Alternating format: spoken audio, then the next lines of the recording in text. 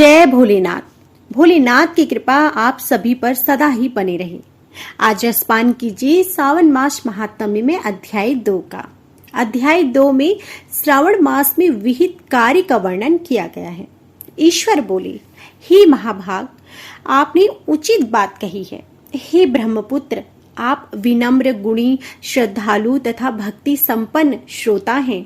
हे अनज्ञ, आपने श्रावण मास के विषय में विनम्रता पूर्वक जो पूछा है उसे तथा जो नहीं भी पूछा है वह सब अत्यंत हर्ष तथा प्रेम के साथ मैं आपको बताऊंगा। द्वेष ना करने वाला सबका प्रिय होता है और आप उसी प्रकार के विनम्र हैं, क्योंकि मैंने आपके अभिमानी पिता ब्रह्मा का 5वां मस्तक काट दिया था, तो भी आप उस द्वेष भाव का त्याग कर मेरी शरण को प्राप्त हुए हैं। अतः हे तात, मैं आपको सब कुछ बताऊंगा, आप एकाग्रचित होकर सुनिए। हे योगिन, मनुष्य को चाहिए कि श्रावण मास में विनियम पूर्वक नक्त व्रत करें और पूरे महीने भर प्रतिदिन रुद्रा अभिषेक करें। अपनी प्रत्येक प्रिय वस्तु का इस मास में त्याग कर देना चाहिए। पुष्पों, फलों, दांतों, तुलसी की मंजरी तथा तुलसी दलों और बिल्व पत्रों से शिवजी की लक्ष्य पूजा करनी चाहिए। 1 करोड़ शिवलिंग बनाना चाहिए और ब्राह्मणों को भोजन कराना चाहिए। महीने भर धारण, पारण, व्रत अथवा उपवास करना चाहिए। इस मास में मेरे लिए अत्यंत प्रीतिकर पंचामृत अभिषेक करना चाहिए। इस मास में जो जो शुभ कर्म किया जाता है वह अनंत फल देने वाला होता है। हे मुने, इस माह में भूमि पर सोएं, ब्रह्मचारी रहे, सत्य वचन बोलें। इस मास को बिना व्रत के कभी व्यतीत नहीं करना चाहिए। फलाहार अथवा हविष्यपान ग्रहण करना चाहिए। पत्ते पर भोजन करना चाहिए। व्रत करने वाले को चाहिए कि इस मास में शाक का पूर्ण रूप से परित्याग कर दें। हे मुनि श्रेष्ठ, इस मास में भक्ति युक्त होकर मनुष्य को किसी न किसी व्रत को अवश्य करना चाहिए। सदाचारण परायण, भूमि पर शयन करने वाला, प्रातः स्नान करने वाला और जितेंद्रिय होकर मनुष्य को एकाग्र किए गए मन से प्रतिदिन मेरी पूजा करनी चाहिए। इस मास में किया गया पुण्य श्रण निश्चित रूप से मंत्रों की सिद्धि करने वाला होता है। इस मास में शिव के मंत्र का जाप अथवा गायत्री मंत्र का जाप करना चाहिए और शिवजी की प्रदक्षिणा, नमस्कार तथा वेद पारायण करना चाहिए। पुरुष सूक्त का पाठ अधिफल देने वाला होता है। इस मास में किया गया ग्रह यज्ञ, कोटि होम, लक्ष्य होम तथा अयुत होम शीघ्र ही फलीभूत होता है और अभीष्ट फल प्रदान करता है। जो मनुष्य इस मास में एक भी दिन व्रतहीन व्यतीत करता है वह महाप्रलय घोर नरक में वास करता है। यह मास मुझे जितना प्रिय है उतना कोई अन्य मास प्रिय नहीं है। यह मास सकाम व्यक्ति को अभीष्ट फल देने वाला तथा निष्काम व्यक्ति को मोक्ष प्रदान करने वाला है। हे सत्तम, इस मास के जो व्रत तथा धर्म हैं उन्हें मुझसे सुनिए। रविवार को सूर्य व्रत तथा सोमवार को मेरी पूजा व नक्त भक्त भोजन करना चाहिए। श्रावण मास के पहले सोमवार से आरंभ करके 3.5 महीने का रोटक नामक व्रत किया जाता है। यह व्रत सभी वांछित फल प्रदान करने वाला है। मंगलवार को मंगल गौरी का व्रत, बुधवार व बृहस्पतिवार के दिन दोनों वारों का व्रत, शुक्रवार को जीवंतिका का व्रत और शनिवार को हनुमान तथा नरसिंह का व्रत करना बताया गया है। हे मुनि, अब तिथियों में किए जाने वाले व्रतों का भी श्रवण करो। सावन माह के शुक्ल पक्ष की द्वितीय तिथि को औदुंबर नामक व्रत होता है। श्रावण के शुक्ल पक्ष की तृतीय तिथि को गौरी व्रत होता है। इसी प्रकार शुक्ल की चतुर्थी तिथि को दुर्वा गणपति नामक व्रत किया जाता है।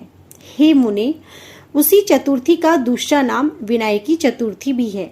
शुक्ल पक्ष में पंचमी तिथि नागों के पूजन के लिए प्रशस्त होती है। हे मुनि श्रेष्ठ, इस पंचमी को रौरव कल्प आदि नाम से जानिए। षष्ठी तिथि को सुपोदन व्रत और सप्तमी तिथि को शीतला व्रत होता है। अष्टमी तथा चतुर्दशी तिथि को देवी का पवित्र रोपण व्रत होता है। इस माह के शुक्ल तथा कृष्ण पक्ष की दोनों नवमी तिथियों को नक्त व्रत करना बताया गया है। शुक्ल पक्ष की 10वीं तिथि को आसा नामक व्रत होता है। इस मास में दोनों पक्षों में दोनों एकादशी तिथियों को इस व्रत की कुछ और विशेषताएं मानी गई हैं। श्रावण मास के शुक्ल पक्ष की द्वादशी तिथि को श्री विष्णु जी का पवित्र रोपण व्रत बताया गया है। इस द्वादशी तिथि में भगवान श्रीधर की पूजा करके मनुष्य परम गति को प्राप्त होता है। उत्सर्जन, उपाकर्म, समाधि, सभा में उपाकर्म, इसके बाद रक्षाबंधन, पुनः श्रवण कर्म, सर्प बलि और हयग्रीव का अवतार, ये 7 कर्म पूर्णमासी तिथि को करने हेतु बताए गए हैं। श्रावण मास के कृष्ण पक्ष में चतुर्थी तिथि को संकट चतुर्थी व्रत कहा गया है और श्रावण मास के कृष्ण पक्ष की पंचमी तिथि के दिन मानव कल्प आदि नामक व्रत को जानना चाहिए। हे द्विजोतम, कृष्ण पक्ष की अष्टमी तिथि को श्री कृष्ण का पूर्ण अवतार हुआ। इस दिन उनका अवतार हुआ, अतः महान उत्सव के साथ इस दिन व्रत करना चाहिए। मुनि श्रेष्ठ इस अष्टमी को मनव आदि तिथि जानना चाहिए। श्रावण मास की अमावस्या तिथि को पीठुरा व्रत कहा जाता है। इस तिथि में कुशों का ग्रहण, वृषभों का पूजन किया जाता है। इस मास में शुक्ल पक्ष की प्रतिपदा तिथि से लेकर सब तिथियों के पृथक पृथक देवता हैं। प्रतिपदा तिथि के देवता अग्नि, द्वितीया तिथि के देवता ब्रह्मा, तृतीया तिथि के गौरी और चतुर्थी के देवता गणपति हैं। पंचमी के देवता नाग हैं, षष्ठी तिथि के देवता कार्तिकेय हैं और सप्तमी के देवता सूर्य और अष्टमी के देवता शिव हैं। नवमी की देवी दुर्गा, 10वीं के देवता यम और एकादशी तिथि के देवता विद्वेश्वर देव कहे गए हैं। द्वादशी के विष्णु तथा त्रयोदशी के देवता कामदेव है। चतुर्दशी के देवता शिव, पूर्णिमा के देवता चंद्रमा और अमावस्या के देवता पितर हैं। ये सब तिथियों के देवता कहे गए हैं।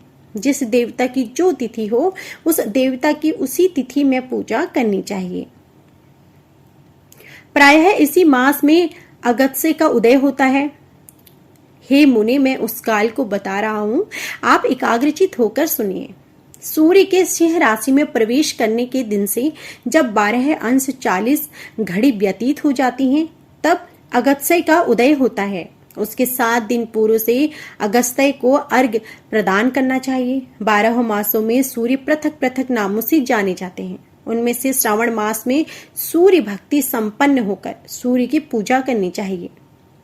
श्रावण मास में सूर्य गर्भ अस्थि नाम वाला होकर तपता है। हे सत्तम, चारों मास में जो वस्तुएं वर्जित हैं उन्हें सुनिए।